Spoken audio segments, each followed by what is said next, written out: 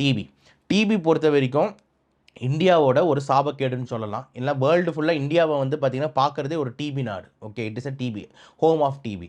டிபின்றது காசநோயின்னு சொல்லுவோம். இது ஒரு டிஃப்ரெண்ட் டைப் ஆஃப் கிருமி இந்தியாவில் ரொம்ப அதிகமாக இருக்குது. ஏன்னா இந்தியாவோட கூட்டம் அப்படி.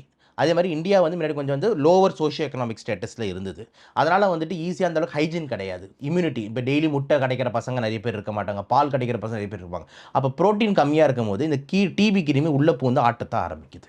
அப்போ பல பேர் டிபியில் இறந்துக்கிட்டு இருந்தாங்க. ஆனால் இப்போ வந்து பார்த்தீங்கன்னா கவர்மெண்ட் ரொம்ப ஸ்ட்ராங்காக நிறைய இது எடுத்திருக்காங்க. கம்பேர் டு இந்த 1950s 60s கம்பேர் பண்ணுறதுக்கு இப்போ 2025 டிபியை ஒரு கண்ட்ரோலில் வச்சுருக்கோம். அதாவது 100% க்யூர் பண்ண முடியும். இங்கேயும் தப்பு எங்கே நடக்குதுன்னா, வீட்டில் டிபின்னு தெரிஞ்சுமே நிறைய பேர் வீட்டிலே உட்காந்துக்கிட்டு இருப்பாங்க. இங்கே தான் தப்பு நடக்குது. டிபிக்கு மாத்திரை சொன்னாங்கன்னா டிபியோட கோர்ஸ் 6 மாதம். அப்போ அந்த 6 மாதம் அந்த மாத்திரையை ஃபுல்லாக முடிச்சாகும். அந்த 6 மாதம் கோர்ஸை முடிக்காமல் 1 மாதம் போட்டு இப்போ கொஞ்சம் தேறின மாதிரி இருக்குது, விட்டுறலாம். 2 மாதம் போட்டு தேறின மாதிரி விட்டுறலாம். ஏன் சார் 2 மாதம் போடுற மாதிரி தான் டாக்டர் 2 மாதம் போடுன்னு சொல்ல மாட்டாங்களா? ஏன் 6 மாதம்னு ஒரு டிசைன் பண்ணி வச்சுருக்காங்க? ஏன்னா அந்த டிபியை ஃபுல்லாக அழிக்கிறதுக்கு 6 மாதம் டைம் தேவைப்படுது. சில பேருக்கு 6 மாதத்துக்கு அப்புறம் 2 மாதம் எக்ஸ்ட்ரா கூட போடுவோம். ஆனால் 6 மாதம் மினிமம் தேவைப்படுது. அப்போ இந்த 6 மாதத்தை நீங்கள் 2 மாதம் போட்டு நிறைய பேஷண்ட் இப்படி எஸ்கேப் ஆயிடுறாங்க.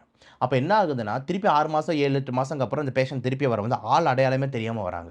என்ன சார் உங்களை எங்கேயோ பார்த்த மாதிரி இருக்குது சார், நான் தான் சார் 8 மாதம் முன்னாடி வந்தேன், நான் தான் சார். என்ன சார் இப்படி ஆகிட்டீங்க, தெரில சார், நம்ம மருந்தே போடாத விட்டுட்டேன் சார். இப்போ என்ன ஆகிடுச்சுன்னா, அந்த டிபி இந்த மாத்திரை வச்சு தானே நடிக்கிறேன் அப்படின்ட்டு அந்த மாத்திரைக்கு அகெயின்ஸ்டாக ரெசிஸ்டன்ஸை க்ரியேட் பண்ணுது. க்ரியேட் பண்ணி இப்போ நார்மல் டிபி வந்து டேஞ்சர் டிபியாக மாறிடுது. இது பேர் தான் மெடிக்கலில் மல்டி ட்ரக் ரெசிஸ்டன்ட் டிபின்னு சொல்கிறோம். அப்போ நம்ம ரொட்டீனாக கொடுக்குற மாத்திரை இந்த டைம் கேட்காது.